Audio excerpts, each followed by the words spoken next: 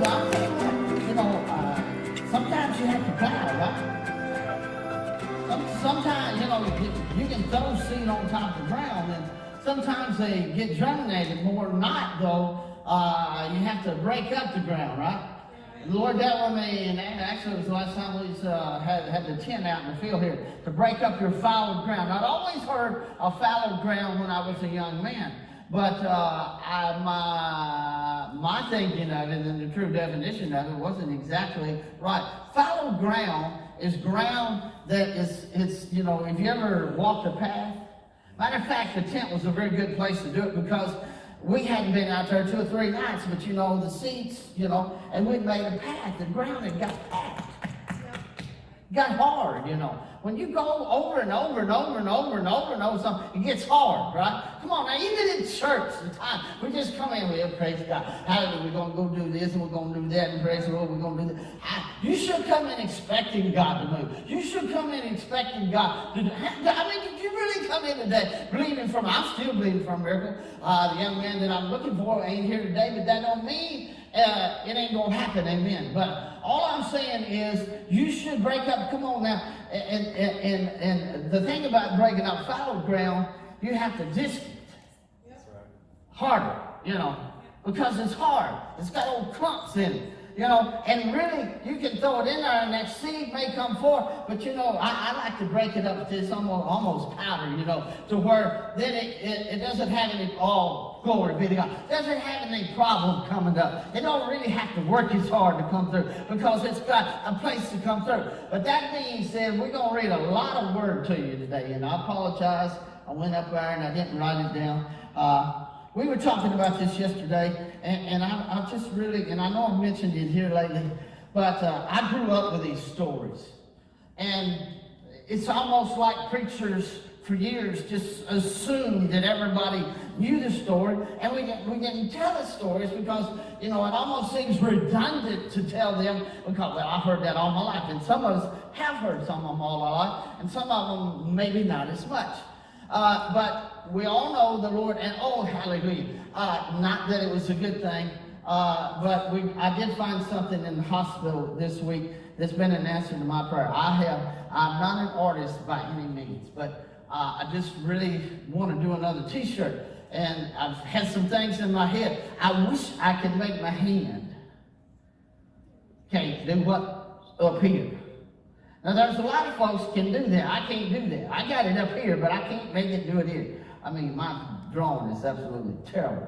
It's atrocious. But that being said, and there again, I ask that you pray for Tina and her mom, Shirley. I've been with some very strong people at the passing, and I don't mean this to be, I just going to say it. That's all how I know it's said. They were two of the strongest people that I've been around to watch the last breath go out of somebody. So I ask that you pray for them. And we think we're ready, but I'll be honest with you, I don't think we're ever ready. But anyway, in hospitals they got a board, right? That tells you what the nurse's name is and all that, and da.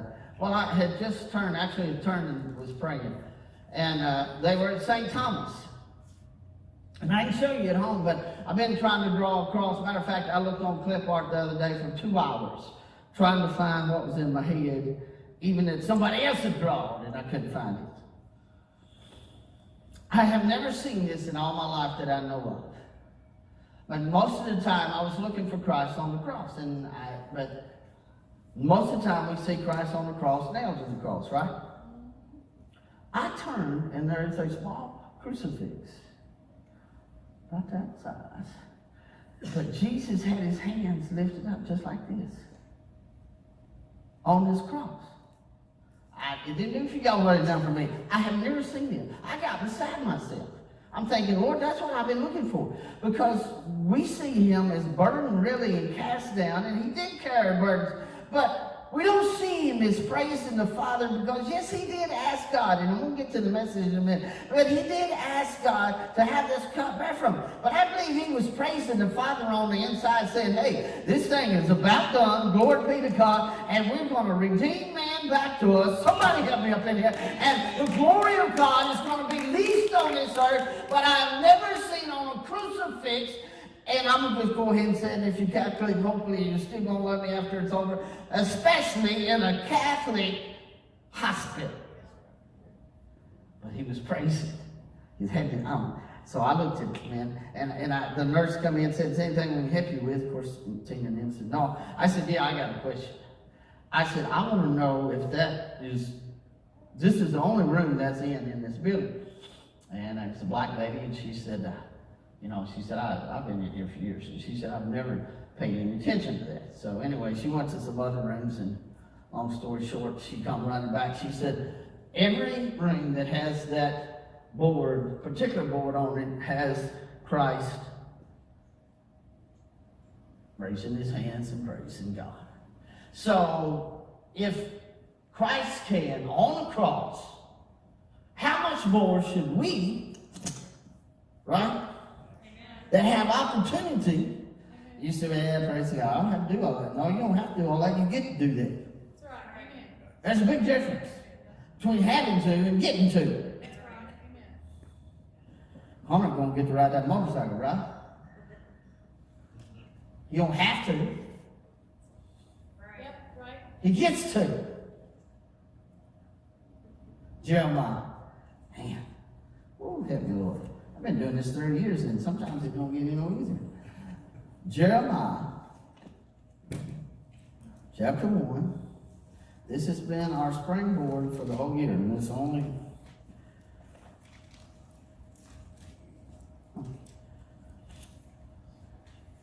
Yeah, you're going to find it for it. Isaiah 1, 4 through 13. I remarked my Bible today.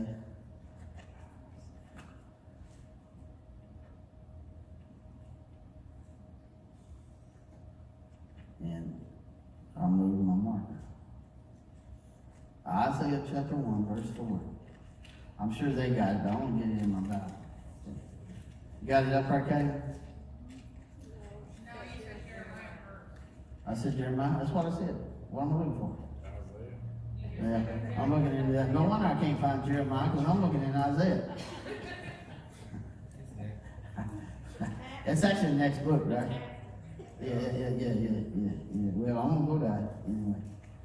I'm going to Isaiah. See, that's what happens, you get older, you thinking one thing and saying something else. Jeremiah chapter 1. I don't know why I feel like saying this, but I don't know if y'all remember years ago, but Jeremiah was a bullfrog. Yeah. You got to be old enough to appreciate that. Jeremiah was a bullfrog, was a good friend of mine. Well, I pray that Jeremiah in the Word is a good friend of yours. Jeremiah 1 and 4 says, Then the word of the Lord came unto me, saying, Before I formed thee in the belly, I knew thee. And before thou camest forth out of the womb, I sanctified thee, and I ordained thee a prophet unto the nations. Then said I, Oh, Lord God, behold, I cannot speak, for I am but a child. But the Lord said unto me, Say not, I am a child, for thou shalt go into all that I shall send thee, and whatsoever I command thee, thou shalt speak. Be not afraid of their faces, for I am with thee to deliver thee, saith the Lord. Then the Lord put forth his hand and touched my mouth. And the Lord said unto me, Behold, I have put my words in thy mouth. See, I have this day set thee over the nations and over the kingdoms, to root out and to pull down, and to destroy and to throw down, and to build up and to plant. There again, hopefully this will, excuse me. Oh, it's going to blow up. that you have been looking in Jeremiah, because at the beginning of the year, the Lord took us down to the path in Jeremiah 1 and asked him a question, what do you see?